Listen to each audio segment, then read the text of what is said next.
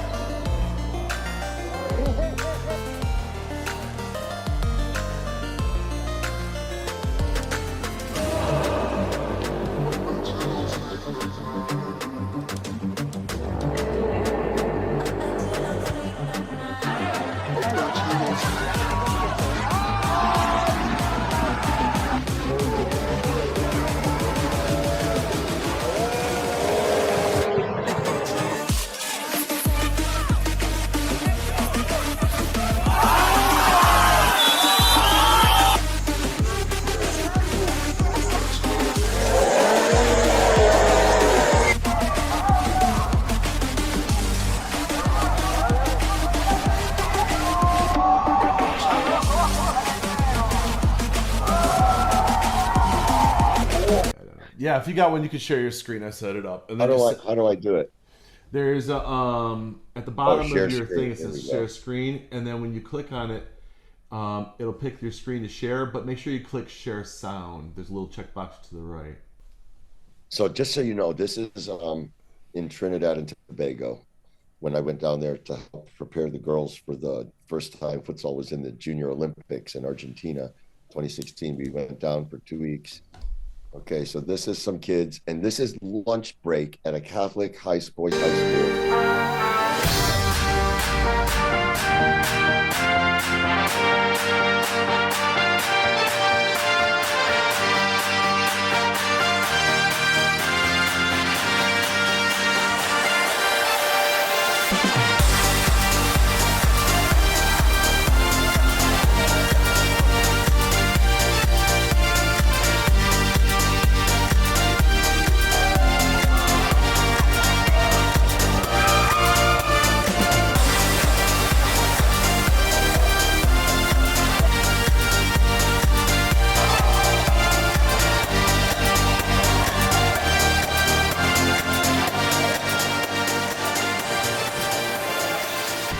So anyway, that's imagine pouring rain. They're out And there. kid, Yeah. yeah, I mean, this is what we're trying to foster in our country because you just don't have it here.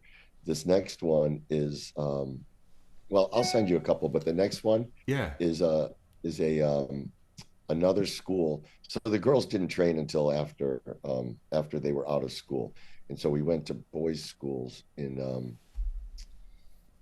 the is this it? Yeah, this might be it. Let me see. Nope. But anyway, we went to boys' Catholic schools during the day, and it was phenomenal. That and they waited all around the gymnasium or outside there, 5 kids at a time. We played king of the court, so it was 2-minute games and 5 players, and if you won, you stayed on. So they were really playing because they didn't want to sit out, and Yeah. it was fantastic. So anyway, so this is that game that we were going to do down in this is only like 30 seconds long, but Okay.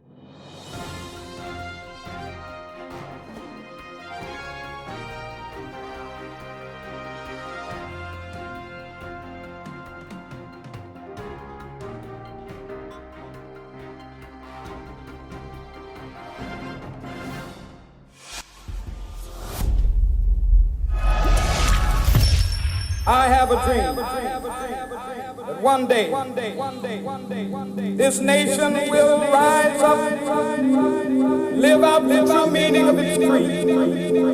We hold these truths to be self-evident that all men are created equal.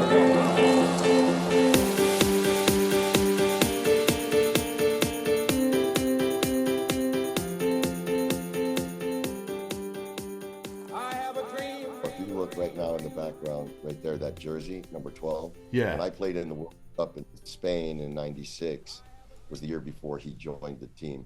In 2000, he joined the Brazilian team. He's the best player in the world. He's the Michael Jordan of futsal.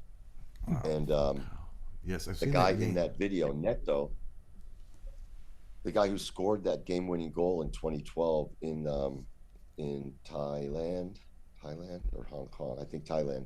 His name is Neto, and I was starting we started a semi-pro team here in Akron in our building, and I brought 3 kids from the best club in Argentina, 18-year-olds, 4 of them originally, one got injured, and anyway, in promoting it, I brought Neto from Brazil. The guy scored the game-winning goal in overtime for Brazil against Spain in 2012. He came here to play, didn't tell anybody, but he had brain cancer and he wanted to help promote futsal in the United States. So he came here and played for us, did some appearances, was an amazing guy. And, I've been super, super fortunate as far as the people I've been able to come across and befriend. And, some of it goes to right place, right time again. Some of it goes to putting yourself out there. But the passion I have and the other people that are in the game have for this game of futsal, everybody's, really wants it to grow and help each other make it grow. And the thing I put behind as my backdrop, I couldn't think of anything better to put that I have as my backdrop, because that shows just the variety of places and things and people that I've had the great opportunity to meet through the game. In 2016, I went to Colombia just to watch the World Cup. I got to see 10 games. Because I told you my affiliation with Argentina and my mentor being from there, I get down to Medellin. Argentina's in the group that's playing out of there. And so I go to all the Argentina games. I see these guys in hats with some music sound makers and stuff. And I start sitting behind them at the games. Then I see them at a restaurant and I go sit next to them and I try to speak a little Spanglish. And so now I'm hanging out with them. Next thing you know, Argentina makes it out of the group. They're in Cali. I fly to Cali for the semifinals and the final. And in the final, they beat Russia. I'm in the locker room with them holding the World Cup. Fast forward a year and a half later, their head coach, I bring him to the United States for a 5-week tour to work with kids and clubs. Matthias? How do you say his name? What's his name? Or the coach? Yeah. What's his? Diego Giustosi was Yeah, the head Diego. coach I of was looking Argentina at that. Right. when they won the World Cup. And he came here and did clinics for coaches and for kids, and just an amazing guy.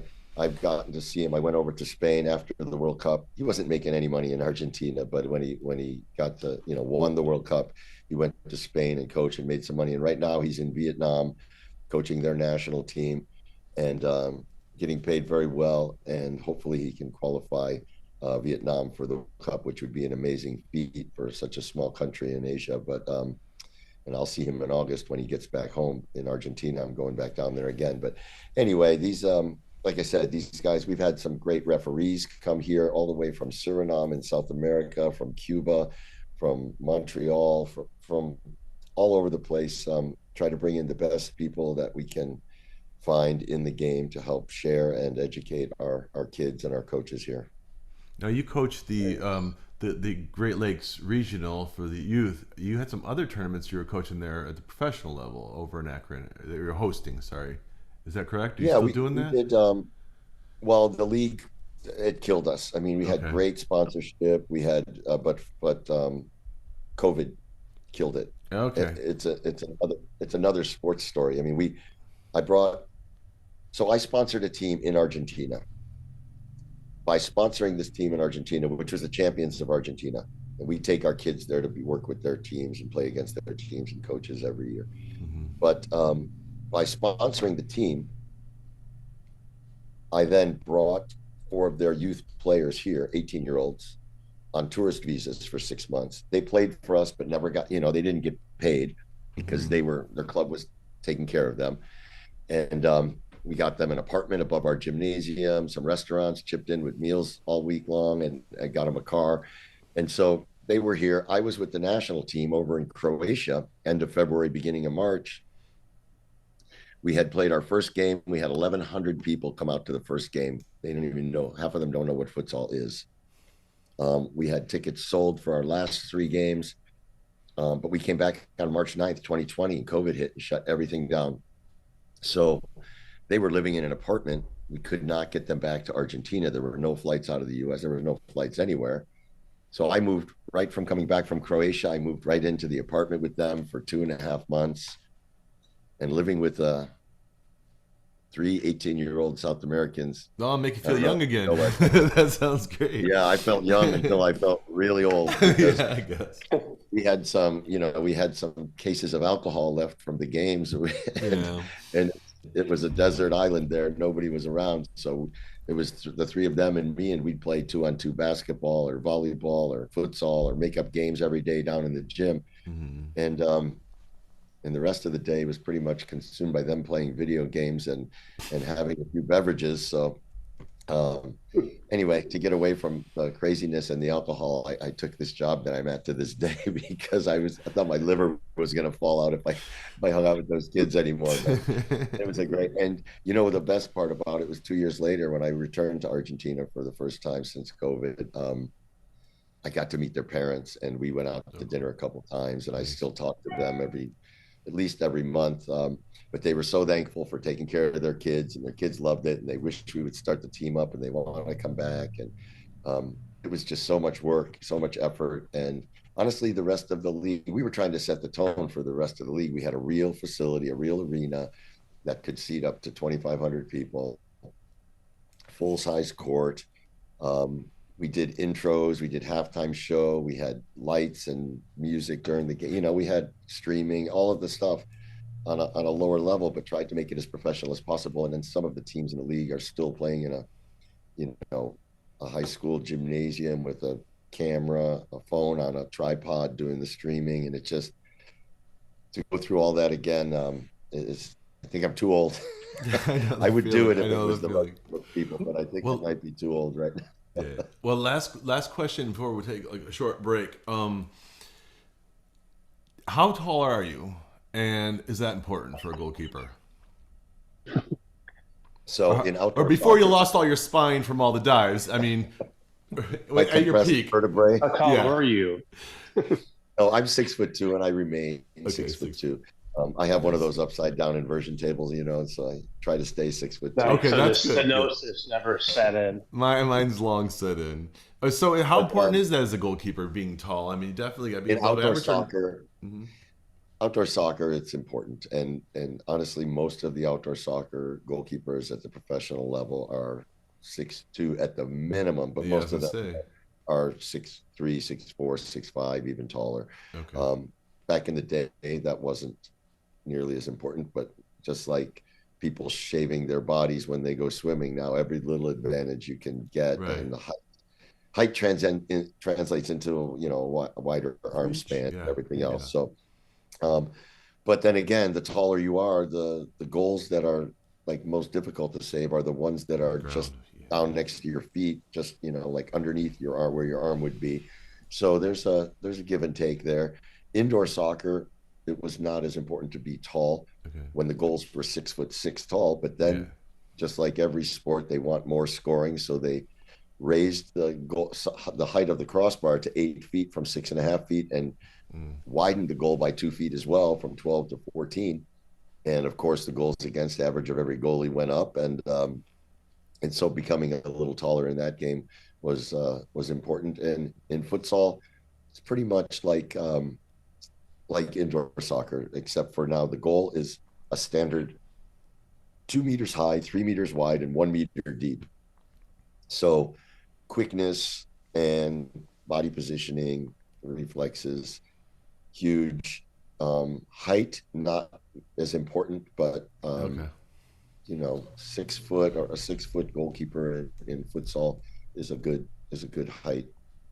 It's good Nice. for younger kids too. The goal is a little bit smaller, so for the youth, but futsal is like the one game where they keep the goal standard for all ages. Hopefully they keep it that way. Hey, if you like these kind of conversations and you'd like to see more, click like and subscribe to our channel. And if you're at the computer and you'd like to hear the whole podcast, click right here.